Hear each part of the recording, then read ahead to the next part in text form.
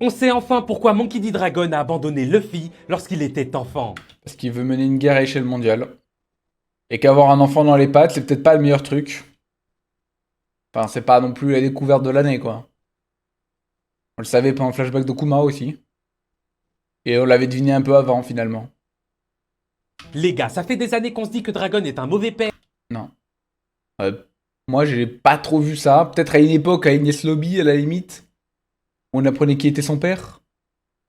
Et encore, même comme ça, on a appris que son père est venu le sauver à Lockdown. Donc non. Non. Car il a laissé son fils livré à lui-même. Mais dans Ben non, il a même pas laissé son fils livrer à lui-même. Il était dans un village et il était... ouais, c'est vrai quand même qu'il avait peut-être pas de famille. Après, il y avait Garp. Je pense qu'il a dû le donner à Garp. Garp a dû l'abandonner dans le village en disant, bon, vous vous occupez de mon petit, hein.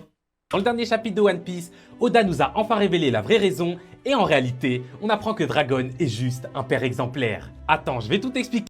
Exemplaire, je sais pas. Mais juste avant, si tu kiffes One Piece, les animés et les mangas, abonne-toi car on en parle tous les jours. Et merci à Stéphanie A2 et Geneba. Abonnez-vous! Abonnez-vous à Geeky, ça fait longtemps en plus. Là, je vois qu'il a pris ses petits médicaments. Bon, le titre est pas si putaclic. Il a l'air d'amener un truc. Bon, c'est pas non plus la révélation de l'année, si tu veux. Mais quand même, Geeky fait des progrès. Et moi, quand il y a des mecs qui font des progrès comme ça, on les encourage. Donc allez vous abonner. Les 3 derniers abonnés. Alors, dans le chapitre 1159 qui vient de sortir, on a appris que Monkey D. Dragon était bel et bien présent lors de l'incident de God Valley. À ce moment-là, c'était un simple marine et il a pu être témoin de tout ce qui s'y est passé. Et en réalité, nous-mêmes, on commence à le comprendre. God Valley, c'était juste un piège du gouvernement. C'était pas un vrai piège, c'était juste un massacre, quoi. Je veux dire, à un moment donné. Ils ont retrouvé la famille de Shebeck sur cette île, ils les ont menacés et utilisés comme appât pour l'attirer sur l'île. Shebeck, lui, il est totalement tombé dans le panneau pour sauver sa famille et c'est ça qui lui a coûté la vie. Et le jeune Dragon, lui, il a vu tout ça. Du coup, le jour où il a décidé de quitter la marine et de rentrer en guerre contre le gouvernement en créant les révolutionnaires, il a dû se jurer de ne jamais se retrouver dans la même situation que Shebeck. C'est pourquoi, pour se protéger lui-même, mais surtout pour protéger son fils Luffy, il a pris la décision extrêmement difficile de l'abandonner et de surtout ne jamais lui rendre visite.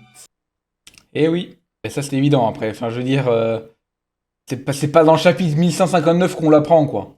Car c'est exactement ça qui a coûté la vie au plus grand pirate de son époque. Et ça, Dragon, il nous l'avait déjà révélé à Bah oui. Bah oui, Geeky, oui.